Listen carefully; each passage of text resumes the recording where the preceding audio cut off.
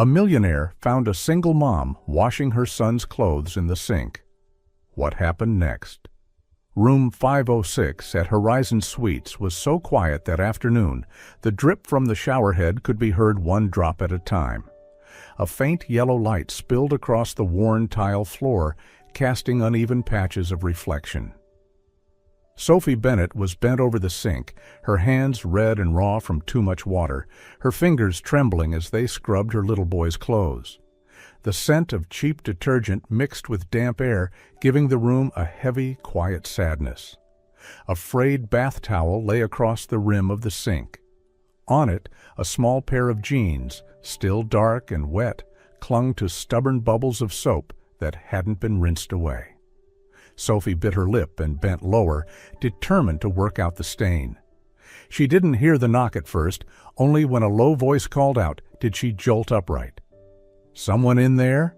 She turned, heart pounding. A man stood in the doorway, wearing a gray shirt, faded jeans, a tool bag slung over his shoulder. Sophie blurted quickly, her voice tangled with worry. "I'm sorry. Please don't report me. I swear I'm not using hotel supplies. I didn't have quarters for the laundromat, and my son needs clean clothes. I'll clean everything up. Just please don't tell the manager. I can't lose this job." Her voice shook like her hands, red and swollen from the cold water. She kept her gaze low, her body angled to shield the sink as if afraid someone might take it away. The man stepped in a little, his shadow stretching across the floor. She saw the name tag, Ethan, but had no idea this was Ethan Calloway, CEO of the entire Horizon Suites chain. Ethan stayed silent for a few seconds. His eyes lingered on the tiny jeans, the worn towel, the raw skin on her hands. He knew this feeling.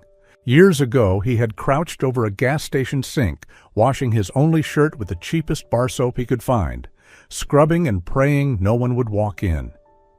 That memory, long buried, rose sharp and vivid. He drew a slow breath and said quietly, "I'm not here to report you." Sophie looked up, startled. A faint streak of soap clung to her cheek, her ponytail messy with loose strands falling out. "I was called to fix the leak," Ethan added, gesturing toward the faucet. Sophie nodded faintly, still wary. "This is my own soap," she said softly. "It's almost empty, but I wasn't stealing. My son only has a few sets of clothes." Ethan set his tool bag gently on the floor, crouching beside the sink to open the cabinet. Just a loose pipe, 5 minutes of work at most. But he didn't start right away. His eyes drifted back to the towel, the tiny jeans, the slow drip of water, and the woman standing guard over the sink as if it were the last bit of dignity she had. In his mind, she wasn't an employee caught breaking rules. She was him, years ago, surviving quietly. Ethan stood up without another word and walked out, leaving behind the faint scent of soap and a silence heavy enough to press against the walls. Sophie stayed where she was, unsure why the man had left, without fixing anything at all. Ethan stepped out of room 506, closing the door softly as if afraid to shatter the fragile quiet that lingered inside. He stood in the hallway for a long moment, watching thin bands of light spill through the frosted glass. The drip of the faucet still echoed in his head, tangled with the image of Sophie's raw hands and guarded eyes. He knew exactly what that felt like, the desperate need to protect the last small shred of privacy you have, the fear that a single word could bring it all crashing down. That image pulled him back to a time he had buried deep, a time he thought he'd left behind. But it had been there all along, waiting for a moment like this to resurface. Years ago, Ethan Calloway had been in that same place. He had never known what a warm home felt like. His parents died in a car accident when he was only 3. His childhood was confined within the gray walls of an orphanage, where the sharp smell of bleach and the slam of iron doors became the daily rhythm. Ethan was the quiet boy, always watching, rarely speaking. In the noisy crowd of children, he was easy to forget, sitting in a corner with a worn book or staring out a dusty window pane. He learned early hope was allowed, but expectations were dangerous. At 18, the orphanage handed him a small bag and called it freedom. That freedom quickly became a fight for survival. He slept under bridges, in shelters, in the cold stairwells of apartment buildings. Meals were crusts of bread, sometimes, if luck allowed, a leftover can of soup. He took any job he could, washing dishes, unloading trucks, mopping storerooms, anything for a few coins to buy the cheapest dinner he could find. On nights curled under a thin coat, Ethan made a silent vow: never be this helpless again. A year later, he met Rachel, a dark-haired woman with a warm smile and eyes that listened, at a rundown coffee shop. Rachel believed in him in a way he didn't believe in himself. Along with a childhood friend, they started a small lodging business. 3 people, 1 dream, and nothing else but faith. Ethan worked himself to the bone, greeting guests by day, cleaning rooms by night, changing every burnt-out bulb, counting every cent in their expenses. He believed in the business. He believed in them. Until one morning he woke to an empty bed, empty bank accounts, and a vanished company. Rachel and his friend were gone, taking everything, money and trust alike. That betrayal cut deeper than poverty ever had. Ethan withdrew, wrapping himself in iron armor. He rebuilt from nothing, this time with strict systems, absolute control, and a heart locked away. Years later, Horizon Suites stood among the most prestigious hotel chains in the region. Ethan became a millionaire before the age of 40. The name Calloway carried both respect and wariness. But no one knew that every time he looked in the mirror, he still saw the young man crouched over a sink, washing his only shirt, praying no one would see. Sophie Bennett once had a very different path. She had been an outstanding nursing student, top of her class during clinical rotations. Her dream was to work in pediatrics, where tiny hands needed gentle, patient care. But in her final year of school, she discovered she was pregnant. Her fiancé, the man who had promised to stay by her side, left just weeks after hearing the news. Sophie tried to keep studying, but the night shifts at her internship and relentless morning sickness wore her down. Then her mother fell ill. The long-term illness drained what little savings they had. Sophie was forced to leave school, taking any job she could find to cover hospital bills and prepare for the baby's arrival. Ben was born in a small maternity ward without a father in sight. For the first months, Sophie lived with her mother to save money. But as her mother's condition worsened, she could no longer help care for the baby. Sophie accepted a full-time job as a housekeeper at Horizon Suites, a position that came with a tiny staff room in the basement. That room barely fit a single bed, a worn wooden dresser, and a small window that faced a concrete wall. For Sophie, it was the only home she could give Ben. Her modest paycheck barely covered her mother's hospital costs, formula for Ben, and a few changes of clothes. The laundromat was 3 blocks away, but every load cost money she needed for meals. So at night, when the hallways were empty, Sophie would carry Ben's clothes to the staff sink or an unused guest room, washing them in cold water with cheap soap. Even with her hands cracked from chemicals in cold water, Sophie kept a smile at work. Not the smile of someone untouched by hardship, but the smile of someone who had learned to carry it as part of herself, determined not to let it break her. The next morning, when Sophie opened the door to her staff room, she found a small paper bag neatly placed on the floor. No note, no signature. Inside was a packet of laundry detergent, much better quality than what she usually used, and a prepaid card for the staff laundry machine in the basement. Sophie froze. She glanced up and down the empty hallway, hearing only the distant hum of a vacuum cleaner. No one appeared. She held the card tightly in her hand, torn between wanting to find the person who had sent it and fearing that doing so might break the quiet warmth of the gesture. That evening, for the first time in weeks, she washed Ben's clothes in warm water. The scent of clean fabric filled the tiny room, and for a moment, all her exhaustion seemed to lift. In the days that followed, Sophie began noticing the maintenance man named Ethan Moore. He always seemed to appear just when a hallway light was flickering or the dryer made an odd noise.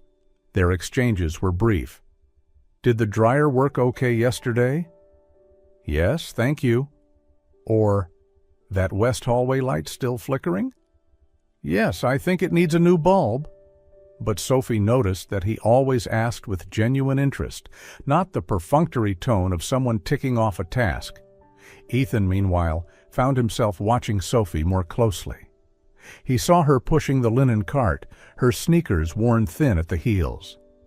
He saw her wiping down the front desk counter while her hands were cracked from cleaning chemicals. And yet, no matter how tired she looked, she greeted everyone with a smile that wasn't forced. He began arranging his tasks so he could, coincidentally, cross paths with Sophie's work route. When they met, it was just a few scattered questions, but to him it was a way of letting her know. Someone saw her. Ethan had built an empire by focusing on numbers, reports, efficiency. But since meeting Sophie, he realized there were things no chart could measure, like the strength of a woman who remained steady when she had nothing left but willpower. And in that quiet resilience, he felt something inside himself begin to melt. The 7th-floor hallway was quieter than usual that morning. Fluorescent light spilled over the beige carpet, casting a cold, pale glow. Sophie stood beside her housekeeping cart, head slightly bowed, listening to the sharp voice of Mr. Hanley, the floor manager. He held a clipboard, tapping a pen against its edge in quick, impatient beats. "I had to hear this from a guest." "A guest, Bennett? The bathtub was still dirty. How do you explain that?" Sophie gripped the cleaning rag in her hand, her voice small but steady. "Sir, I did clean it, but the pipe under the tub is leaking. The water comes out rusty. I wiped it twice." "I'm not interested in excuses. If you can't handle a bathtub, maybe this isn't the right job for you." The words sliced through the air like a knife. Heat rose to Sophie's cheeks, but she kept her tone even. The utility closet door across the hall opened. Ethan stepped out, a coil of electrical wire in his hand. He hadn't meant to overhear, but Hanley's voice carried down the empty hallway. His eyes fixed on Sophie, her shoulders drawn in, her hand clutching the rag as if it were the only thing keeping her steady. He had been here before, accused without a chance to explain, dignity stripped away in front of others. Ethan stepped forward, his voice low but sharp. "It's your plumbing that leaks, not her work." Hanley spun around. "Excuse me?" Ethan pulled a maintenance report from his back pocket, holding it up. Room 714's had a leaking pipe under the bathtub since last Thursday. The stains come from behind the tile, rusty water, repairs already scheduled. Silence filled the space. Hanley's mouth opened, but no words came out. Ethan didn't stay to see Sophie's reaction. He glanced at her, just long enough to send a quiet assurance, then walked away, the coil of wire still in his hand. That afternoon, Ethan received a warning email from upper management. He had overstepped authority, undermined floor supervision. He read it, printed it out, folded it neatly, then tossed it into the trash. Elsewhere in the hotel, Sophie stood by the vending machine, still processing what had happened. No one had ever stood up for her before, especially not in front of Mr. Hanley. Part of her wanted to thank him, but part of her feared she wouldn't be able to say anything beyond a simple "thank you." When she saw Ethan walking through the back corridor, she called softly, "Ethan!" He stopped. "You didn't have to do that," she said. "You didn't deserve it." She paused, then asked, "Why do you care so much, Martin, about someone like me?" Ethan looked at her, his gaze reaching deeper than the question itself. His voice dropped, "Because someone should." Without waiting for her reply, he walked away. Between them, something had been stirred, not loud, but strong. 3 days after the incident in the 7th-floor hallway, Sophie returned to her staff room after a late shift. As she opened the door, she stopped short. On the worn carpet just outside lay a small package, wrapped in brown paper and tied with a simple string. She knelt and opened it. Inside was a pair of thick, soft wool gloves and a small tube of hand cream. No note, but Sophie didn't need one to know who had left it. She sat down on her bed, the gloves resting in her lap. For months her hands had been cracked from chemicals, sometimes bleeding. Touching the warm softness of the wool, she felt her throat tighten. It wasn't the cost of the gift. It was the feeling of being seen. The next evening, light rain fell as Sophie left the hotel through the back door. Under the small metal awning, Ethan stood with his phone in hand, the streetlight casting a warm glow on his face. When their eyes met, Sophie paused. "I think I owe someone a thank you," she said softly. "I don't know what you mean," Ethan replied, but the corner of his mouth curved and his eyes warmed. They both laughed quietly. The sound of rain filled the spaces between their words. Then the conversation began, unrushed, unguarded.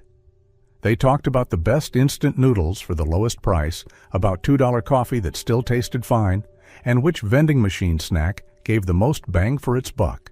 Sophie spoke about Ben, his endless fascination with dinosaurs, the bedtime reading sessions where they hunted for more facts about T-Rex. Then her voice softened. "I used to dream of becoming a nurse, but life chose a different direction." Ethan looked at her, not as an employee, but as the person inside. "You'd make a good one," he said gently, but with certainty. The rain slowed, casting golden reflections in the puddles at their feet. In that moment, Ethan realized Sophie was the first person who had made him truly laugh, without armor, without pretense, and he wanted to know what might come next. That morning, the staff lounge was livelier than usual. Someone had wheeled in a small TV and set it on the old wooden table. Paper cups of coffee passed from hand to hand, laughter and murmurs buzzing through the air.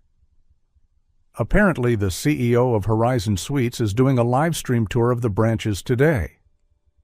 He's probably going to be in a suit with bodyguards, not like any of us. Sophie stood at the back of the room, her hand resting on the handle of her cart. She allowed herself a few extra minutes, curiosity winning over her usual routine. But in her mind, she was still replaying the rainy night with Ethan, the gloves, the small tube of hand cream. The screen flickered on, the Horizon Suites logo appearing, followed by the image of a grand hotel lobby in another city. Camera flashes went off, reporters lined up. And then, he walked out. Ethan, in a perfectly tailored navy suit, polished leather shoes, stepping up to the podium with the measured smile of someone used to the spotlight. Sophie blinked, thinking her eyes were playing tricks. But no, it was the same man who had asked about hallway lights, who had left detergent at her door, who had stood by her in front of Mr. Hanley. Around her, the room erupted. "Oh my God, he's actually the CEO. Told you, he didn't look like maintenance." But Sophie barely heard them. Her heartbeat slowed, then surged. Every word Ethan spoke on screen came from someone who felt like a stranger. "I've spent the last 3 months working undercover across various branches. I've met single mothers, immigrants, people working 2 jobs. They are the foundation of our brand. I went to improve operations, but what I found changed me." Sophie stood still, her hands growing cold. He had known all along. He had power, money, a name, and he had said nothing. One question dug deep into her mind. Did you help me because you cared? Or because I was a good story to tell? On screen, Ethan smiled, shook hands, posed for photos. Sophie turned and quietly left the lounge. No one noticed. She changed out of her uniform, unpinned her name tag, and hung it on the hook. That afternoon, the sky was gray and damp. Sophie stepped out the employee entrance, not because she wanted to quit, but because her heart needed space to breathe, away from the lights, away from the eyes, away from him.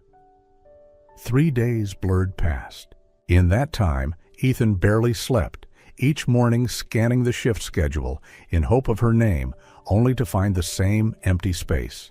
Her cart sat untouched in storage, her name tag gone. He didn't know where to begin. In business, he could turn a complicated deal around with a few lines of negotiation, but this left him feeling as uncertain as he had at 18.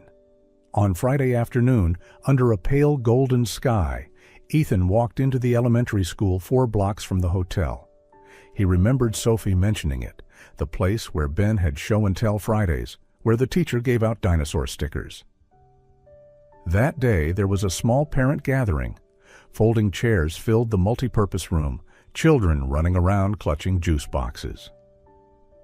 Ethan stood at the back, out of place in his dark jacket and worn shoes. He approached a teacher's aide, his voice soft but firm. "I would like to say a few words." When the classroom announcements ended, the teacher gestured for Ethan to come forward. He stepped up, every eye turning toward him. But he didn't look at them. He looked toward the doorway, where he hoped Sophie was. "I know I don't belong here," he began. "And I'm not here to talk about work. I'm here because I made a mistake." His voice was slow, steady. "I met a woman who works harder than anyone I've ever known. She raises her child with love, grit, and quiet sacrifice. She reminded me what real strength looks like. Not loud, not proud, but steady every single day." He paused, his gaze lifting toward the hall. "I didn't help her because I'm a CEO. I helped because I remember what it feels like to wash your only shirt in a sink and hope nobody sees." Outside, Sophie leaned against the wall by the door, her hand covering her mouth. Tears filled her eyes, not because of the apology, but because he had stepped into a space that belonged to her world and spoken the truth there, without making it about himself. Inside, Ethan finished simply. "She may never forgive me. That's not why I'm here. I just want her to know. What she does matters. She matters. And I believe kindness never needs a stage, but sometimes it deserves to be seen." He bowed his head, thanked the teacher, and quietly walked out. As he passed the spot where Sophie stood, his eyes flickered toward her for the briefest second, enough to say what words could not. Then he kept walking, leaving her with the space and the choice of what came next. That morning, the air in the Horizon Suites lobby felt different, not because of the weather, but because of the glances. As Sophie walked through the door, a few heads nodded, a few warm smiles greeted her. The doorman was the first. "Welcome back, Bennett." Then the front desk clerk offering only a quiet smile and, "Good to see you." Even the usually stern housekeeping supervisor gave a small nod. There was no pity in their eyes, only respect. Sophie made her way through the service corridor, everything so familiar it was as if she had never left. But her hand still trembled slightly. She hadn't seen Ethan since that afternoon at the school. She didn't know what she would say when she did. The maintenance room door was ajar. Inside, Ethan was bent over an old wooden chair, scrubbing a stain from the cushion. The soft squeak of cloth against fabric filled the quiet. He hadn't noticed her yet.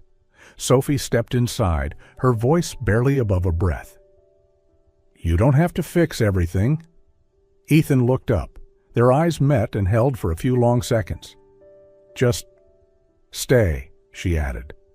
The cloth slipped from his hand, falling to the floor.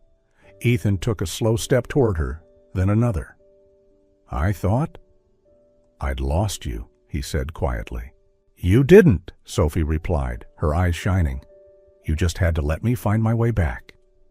He reached for her hand. She let him take it. In the golden wash of light streaming through the small maintenance room window, they stood close, not as a CEO and an employee, but as two people who had carried pain alone and were now ready to share the weight. The changes came slowly, but surely. Ethan Calloway was no longer just the name on the Horizon Suites sign.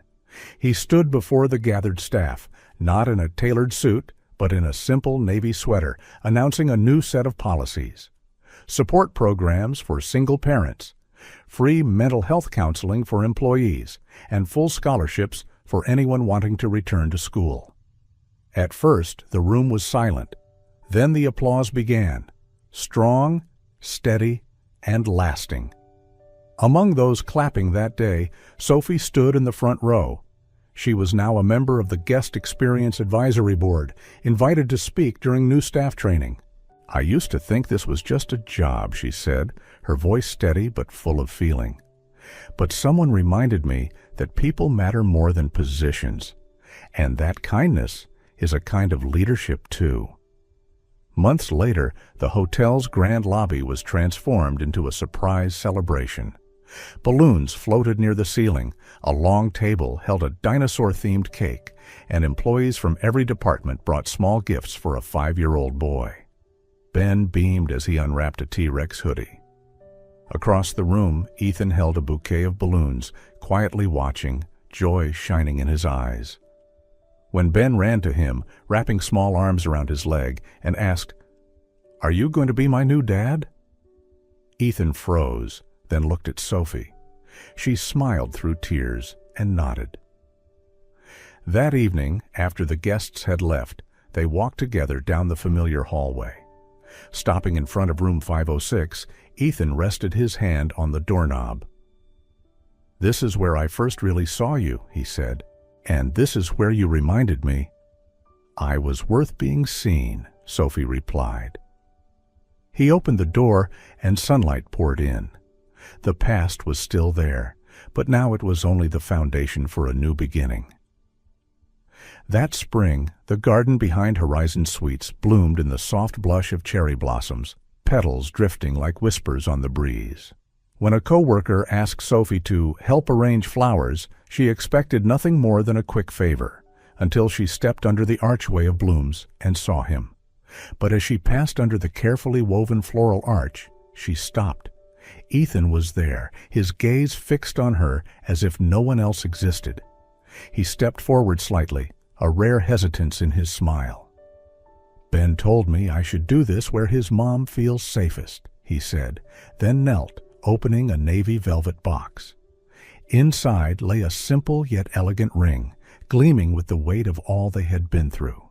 "Sophie Bennett, you've turned this hotel into a home, turned my past into something I'm no longer afraid of. Will you make the rest of my life a place we both belong?" Sophie's hand flew to her mouth, her eyes blurring with tears. She nodded, and Ben ran to wrap his arms around them both, his laughter mingling with the applause of the staff gathered around. 3 months later, the grand lobby of Horizon Suites no longer looked like its usual polished self, but like a place welcoming something far more personal: their wedding. Instead of extravagant flowers, Sophie chose sprigs of lavender and crisp white linens. As she walked down the aisle, she no longer felt like the housekeeper she had once been. Ethan stood waiting at the end, his eyes steady, just like that first afternoon in room 506.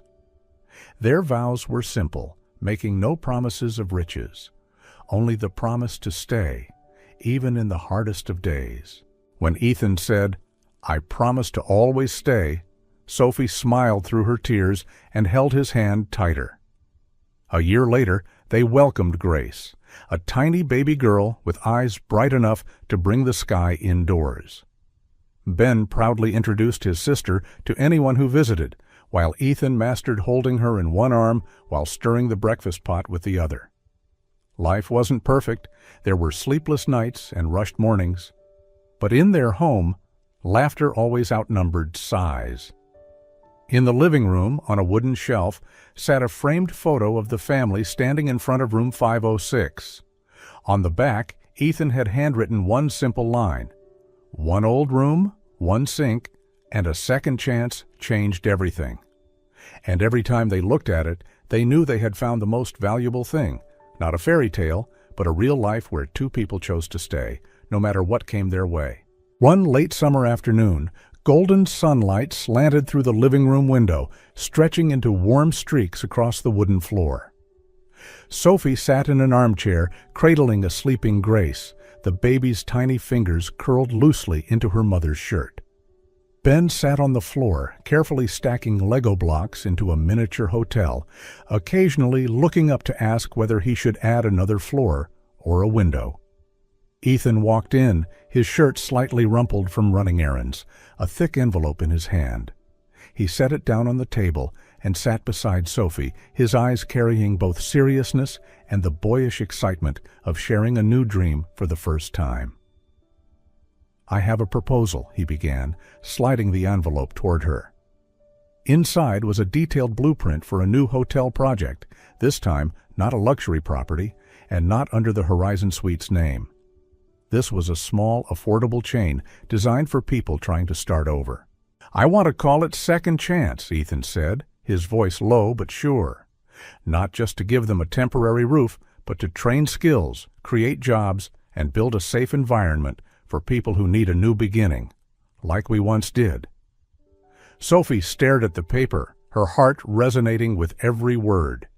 She remembered the feeling of walking into the staff room for the first time, with cracked hands and the fear of being left behind.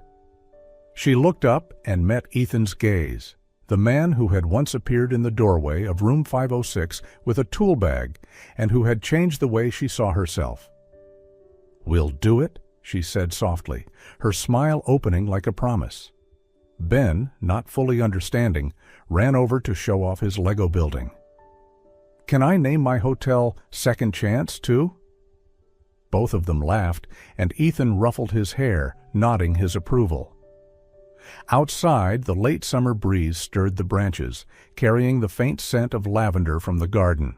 Ben's laughter, Grace's even breathing, and the quiet squeeze of hands between Sophie and Ethan blended into a wordless melody of peace. But somewhere within this gentle rhythm of life, a new door was opening, not just for them, but for dozens, hundreds of people they would meet, helping them walk from the darkness into a place called home. And perhaps years from now, someone else will tell the story of Second Chance, the way they once told the story of a sink, a second chance, and two people who chose to stay. And maybe this story is only just beginning.